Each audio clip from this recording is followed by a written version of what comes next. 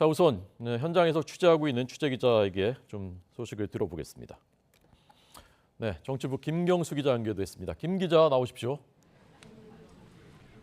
네, 국회입니다. 네, 아마 이제 저희하고 비슷한 시간에 들었을 텐데요. 불출마로 결국 결정이 됐군요. 네, 그렇습니다. 지금 앵커께서 말씀하신 대로 이 나경원 전 의원이 전당대회 불출마로 가닥을 잡은 것으로 확인이 됐습니다. 나경원 전 의원은 오늘 오전 11시에 서울 여의도 국민의힘 중앙당사에서 전당대회와 관련된 입장을 발표를 합니다. 이 입장 발표 때 어떤 이야기를 할지 좀 자세히 들어봐야 될 것 같은데요. 나 전 의원은 이 설 연휴 기간 자신을 정계에 입문시킨 이회창 전 총재 등 당 원로들을 만나서 의견을 구한 것으로 전해졌습니다. 어제 귀갓길에는 기자들을 만나서 출마 여부와 관련해서 결심이 섰다 이렇게 밝히기도 했었습니다. 오늘 회견을 중앙 당사에서 하기로 했던 만큼 이 출마 쪽으로 결심이 선 거 아니냐 이런 해석이 나오기도 했었는데 그동안 당대표 출마를 두고 대통령실과 여권 주류와 마찰을 빚었던 부분도 있었기 때문에 이 불출마를 선언할 거라는 전망도 높았던 상황입니다. 조금 전에 확인해 드린 대로 나경원 전 의원이 불출마로 가닥을 잡은 것으로 전해지고 있습니다. 나 전 의원 같은 경우 최근 국민의힘 지지층을 상대로 한 여론조사에서 김기현 그리고 안철수 의원과 함께 지지율 3위 안에 꾸준히 들었었는데요.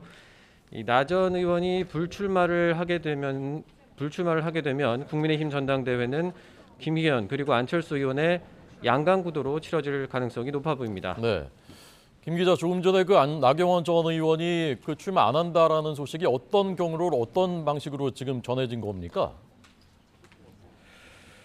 네, 원래 오늘 아침까지만 해도 이 나경원 의원이 오전 11시 기자회견에서 출마냐 불출마냐 어떤 입장을 밝힐지가 명확하지 않았었습니다. 그런데 네네. 조금 전에 저희 YTN 취재진이 나경원 전 의원 측에 확인을 한 내용입니다. 네, 그렇군요.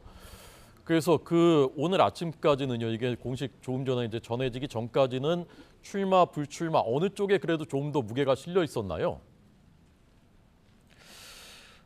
나 전 의원 측근 측의 얘기로는 어느 것 하나 이렇게 단정 지을 수 없다는 분위기였기 때문에 저희도 나 전 의원이 출마를 할 거다 아니면 불출마를 선언할 거다 이렇게 어느 쪽 한쪽에 무게를 둬서 설명드리기가 좀 어려운 상황이었습니다. 그렇군요. 그래서 저희도 이제 계속 확인을 했는데 조금 전에 나경원 전 의원 측에서 나경원 전 의원이 오늘 불출마로 가닥을 잡았다 이런 내용이 확인됐다는 소식이 전해졌습니다. 네.